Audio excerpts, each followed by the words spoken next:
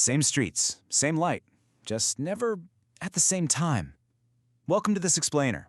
Today, we aren't just looking at lyrics on a page. We're stepping directly into the melancholic, totally photorealistic atmosphere of the city.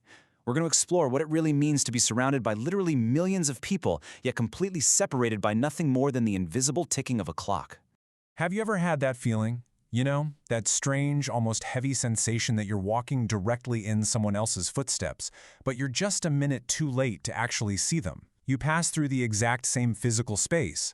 You're bathed in the exact same street lamp glow, but time itself has kept you completely separate. It's this ghost-like experience that comes with living in a crowded place.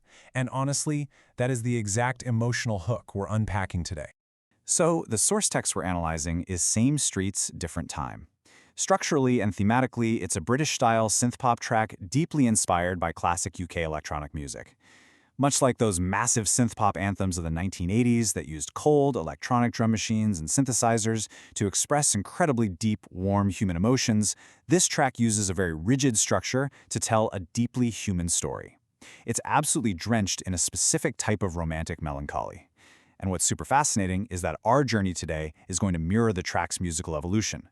We're starting in a place of minimal, quiet reflection, walking through the isolated streets of London, and eventually we'll build to a lifted, hopeful climax.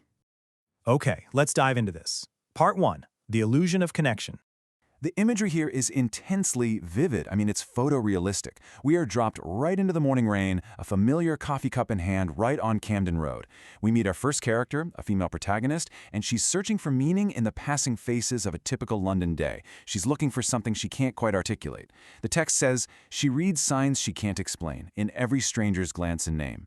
It beautifully captures that very specific urban experience of being surrounded by thousands of people, brushing shoulders on the sidewalk, yet feeling completely alone.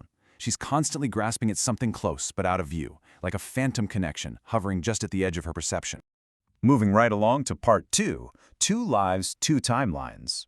Now, what's really interesting here is the direct contrast between these two verses. Take verse 1. It's morning. It's her. She's got her coffee cup on Camden Road navigating the damp start to the day. Contrast that with verse 2. It's night. It's him. The last train is leaving from Waterloo Station and he's standing under neon lights in these cool shades of blue. Structurally, these verses are completely identical in their rhythm and pacing. They read exactly like the steady, predictable rhythm of a daily commute. Both characters are experiencing the exact same feelings of intense longing, yet they are fundamentally isolated from one another by the clock. Her morning routine and his nighttime world are parallel lines that simply cannot intersect. If we map out just another London day as experienced by these two separated souls, the isolation gets even clearer. We move from the early morning rain on Camden Road, bleeding into the evening where echoes move quietly along the Thames, right down to the dead of night where the last train pulls out of Waterloo. Picture that evocative, fragmented reflection of the city on the water. The text specifically notes reflections splitting in a broken lens along the river. It's just a gorgeous sensory detail that perfectly mirrors how their shared, singular reality is constantly fractured and distorted by time. Which brings us to part 3, Space, Time, and Fate.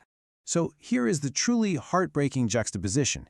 In physical reality, they walk the exact same streets. They are close enough to feel it near. The proximity is physically, tangibly there. They might literally be standing on the exact same paving stone just a few hours apart. But the barrier isn't physical, it's temporal. They are too far away to make it real because they exist in a different time. The physical closeness is completely and utterly negated by this chronological mismatch. It's a massive paradox, right? Being 2 feet away in space, but 12 hours away in time. And that forces us to ask some very literal questions. What exactly is keeping them apart? Is it space? Is it fate? Or is it mere chance? The text playfully but earnestly asks, is it space or is it fate? Dividing these two quiet hearts. It leaves us wondering whether these two are victims of some massive preordained cosmic joke written in the stars, or if, they're simply just terrible commuters who need to align their transit schedules.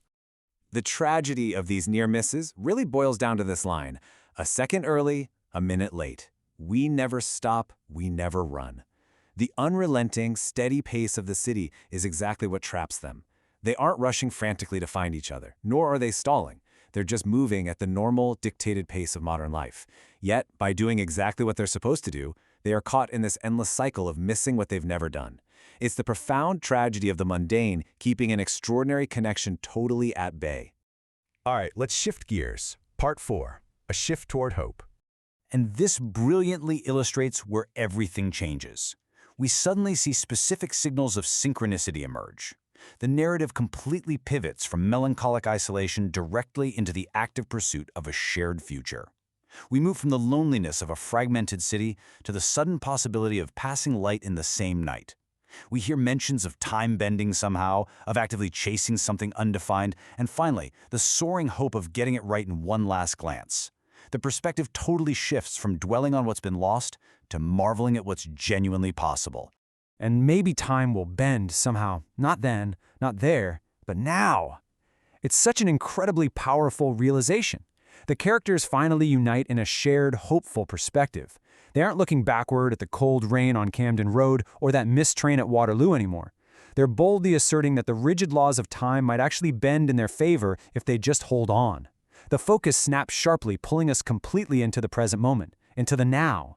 Which brings us to the ultimate lyrical absolution.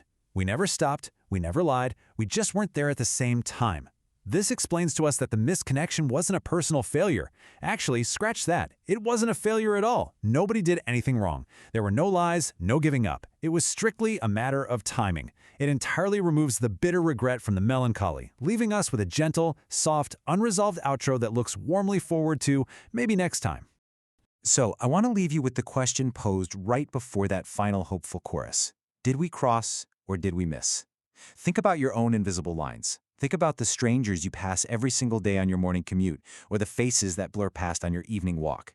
How many parallel lives are you walking alongside right now, separated only by a minute, a second, or a passing light?